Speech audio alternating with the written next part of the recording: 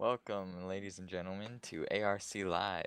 This is our new bi-weekly ARC Truck Series talk show. It's gonna have two shows a week, Monday and Wednesday. I'll be your host, TJ Thompson, and this is my co-host here, David Brownell. How you guys doing tonight? Tonight we got some interesting topics to talk about. We're going to talk about what you're going to expect in the show, the best moments so far this season, also how the point standings and schedule are, and also we're going to make our picks for the upcoming two races at Rockingham and Indy. Also got to apologize about my voice tonight. I'm a little sick.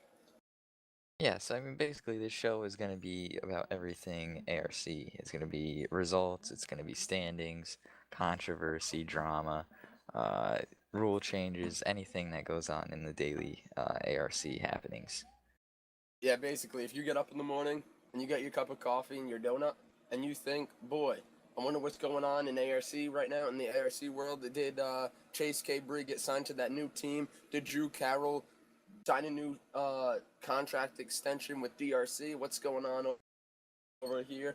This is where you're going to want to come to get that information. Definitely. So let's talk about so far this season. We've had four races: Daytona, the 125. We've had the Diamond in the Desert 100 at Phoenix, the World 201, which we ran at Charlotte. That was the longest ARC race to date, and the Twin Tower 120 at Martinsville. So David, what's your thoughts on those races?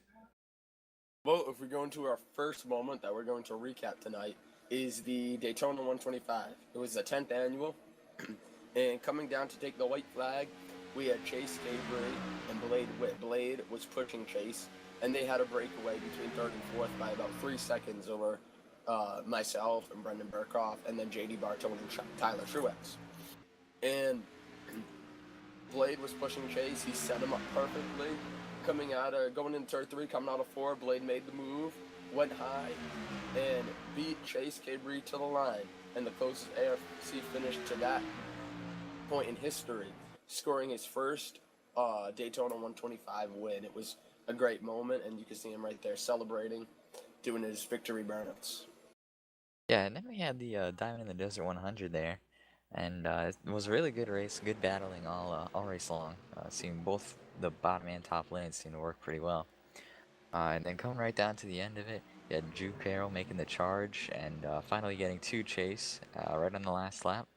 And then they beat and bang all the way to the line and break that closest race record that was set the week before. So it was a very exciting, big moment for this season for sure.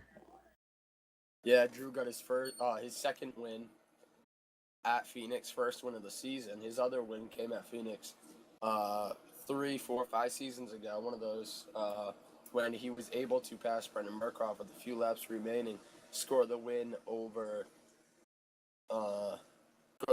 his DRC teammate Christopher Scheller for him to win the title. But it was a great race this season at Phoenix, which featured 7 lean changes among 5 different drivers. Yeah, and then how about that World 201? It was our longest race to date. And it seemed to be pretty good battling all the way through the field. You had the top four pretty much on top of each other, swapping the lead back and forth. You had some more battling down back through for 6th, 7th. And I mean, it really came down to a bit of pit strategy and who took 4 and who took 2 on that last stop. And came down to, was it Chris and Blade, right? Yeah, Chris and Blade battled it out hard. It was a great finish. Blade, Christopher Scheller, Drew Carroll, Rolando Alvarez all battled out as hard as they could for the win, but Blade Witt taking the win here at Charlotte.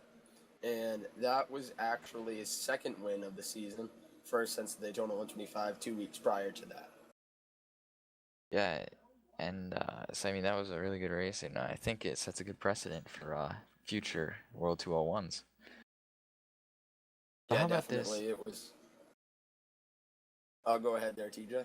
How about this? Our memorial race, the Twin Tower 120, was run on September 10th, the day before that tragic happening on 9/11. Seemed to be a pretty good race to the opening, and then a big wreck through the middle kind of caught everyone up in it. Yeah, there was that big wreck. It took out, I believe, about 6 cars. I mean, Rolando Alvarez, Billy Litch, Trevor Perry, Chase K. Bree, Cole Smith, and TJ Thompson and Drew Carroll all got a piece of that accident. So it was a very big wreck. But in the closing laps, Blade Witt, as always, finds a way to make it through the carnage, have a strong car at the end, battling out classic battle between one of the ARC greats and past champions, Christopher Schella, Blade Witt getting the win. The race featured 5 different lead changes between 5 drivers. I got the pole for that race and led a few laps, but fell back in the pack due to my car being too loose. And the margin of victory was 1.95 seconds, so almost 2 seconds for Blade Witt there, getting his 3rd win out of only 4 races this season. Yeah, and speaking of those poles there, Blade also has 2 poles, and so I mean 2 poles and 3 wins in 4 races. That's he's looking pretty dominant this season. Yeah, I mean, you look at other past seasons of Blade Witt, his most wins in a season was 5 in 2013A, and he won the championship that season. And he already has 3. That's as many as he got last season, all of last season, you know. Already at 3. He's looking to try to break his 5 wins in a season for his personal record. Yeah, so I mean the points, I mean obviously from all this statistics about Blade, you can tell he's probably going to be at the top, and he is, by 20 points over Brendan Burcroft. It then drops very slowly in point differential. Drew Carroll is only 2 points behind Burcroft. Stella another 4 back, who's tied with David for 4th, and I am a 6th. Crap, I just clicked the wrong button. 29 points back in the running. And then just on the outside, you have Rolando and Trevor Perry. So yeah, Trevor Perry's sitting there 8th in points, and he's the highest person up in points without a top 5 this season, but he does have 3 top 10 finishes. So Blade, Burcroft, Drew, Schella, and myself are all in the top 5 in points right now, and we're getting in the chase. And then TJ Thompson would get the wild card position as he's 6th in points, and nobody outside of the top 5 has any wins right now to take that away. But I'm sure, TJ, you're sitting in that position. You don't really want to be there at this point, so you're going to probably want to try to make your way up to the top 5 in points, correct? Yeah, or at least get a win to, solidify that spot. Should I need to use it. But, Yeah. Go ahead. Yeah, we got a lot of good drivers, though, outside the top 5. You know, Rolando, Trevor, Chase, JD Bartow, and Tyler Truex, you know. And if a few new people that haven't raced this season hop back in here, run the rest of the races, get one of their provisionals, get a win or 2, boom, they're in this mix for the wild card spot, too, as well. Yep. So, I mean, still pretty much wide open at this, coming into the halfway point of the season, this Monday at Rockingham. So, I mean, we'll see how it shakes out. Yeah, I'm sure after the next 2 races this week, because we're running Rockingham Monday night due to the rain delay last week, the postponement to Monday, then we'll be running the 5th annual Brickyard 125 on Tuesday. Sure, after those 2 races, the picture will become much more clearer. And don't forget, too, Kyle Riondo, some of you guys on here on the interwebs know him as Georgie. He's maybe making his first ARC start tomorrow night. He might be one to keep an eye on to possibly grab that wild card spot this season. Yeah, especially if he runs the rest of the races. Yeah, exactly. So looking forward to the rest of the schedule here. We got obviously Rockingham and Brickyard this Monday and Tuesday. Then we go to Kentucky, Michigan, Atlanta, and Richmond before the chase. So what do you think the outcomes of those races are looking like? Well, Rockingham, Indy, I think people are going to be points racing. I really do. Even Kentucky. Michigan is when you're going to need to start taking a little bit more than giving. And then Atlanta, same thing as Michigan, but when you get to Richmond, people are on different agendas. If you're locked in points, then you just want the win. You want them bonus points, you know? And then if you got to win to get in to get the wild card, you'd wreck anybody to do that. Not that people are going to wreck people, but just the mentality. People go into this race that it's anyone's game, and that's when it gets intense. People start staying out, no tires, 2 tires, deals like that start happening at Richmond, you know, and anything can happen. So if you want to make sure you're in this chase, going to be one of the strongest chases ever this season, you want to make sure that you're up there, 2nd, 3rd, 1st in points going into Richmond, so you don't need to worry about all that and get in someone else's mistake because they're trying too hard, and then you miss it because of that.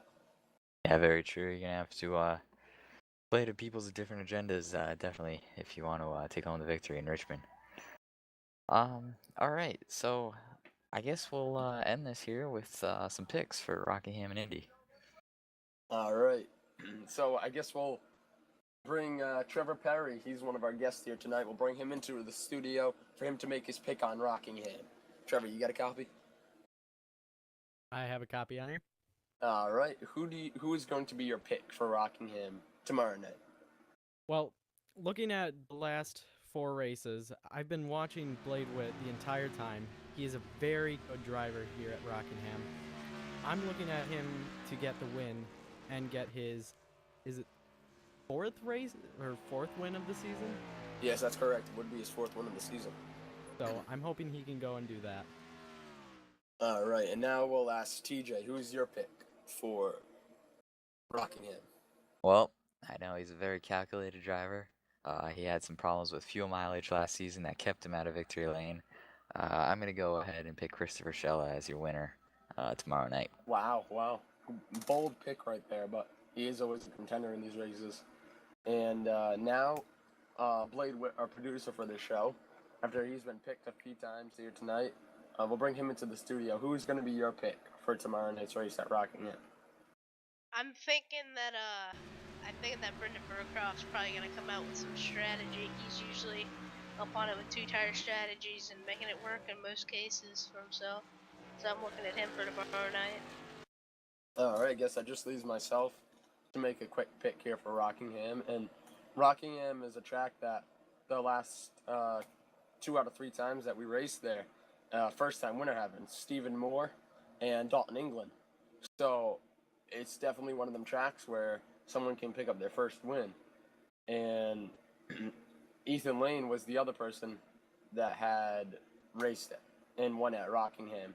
And if I believe correctly, that was his first career win as well. I believe so. So with that being said, I am going to pick Rolando Alvarez as my pick for Rockingham to get his first win of his career. All right. So looking ahead to Indy on Tuesday, David, what would your pick be for that race? Oh, I'm up 2 times in a row here. My pick going into Indy, he won it last season at Indy. He should have won it the season before.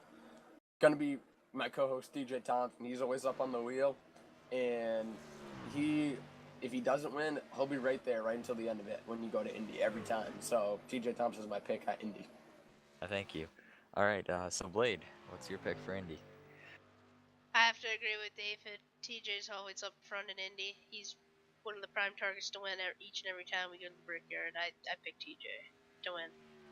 Thanks again. We'll bring Trevor back in and let him give his opinion on this race in Indy.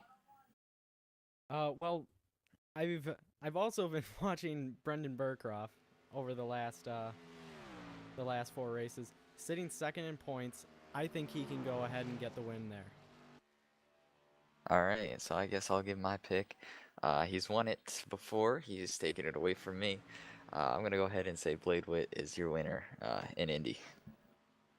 All right, just to throw one more stat out there for tonight, based on Trevor's pick, Brendan Burcroft, the last time that he won on a track other than Daytona in ARC was at Dover on February 20th, 2012, 5 seasons ago. So if he were to win at Indy, it would break a very long streak for wins other than at Daytona for him. Very hungry driver there.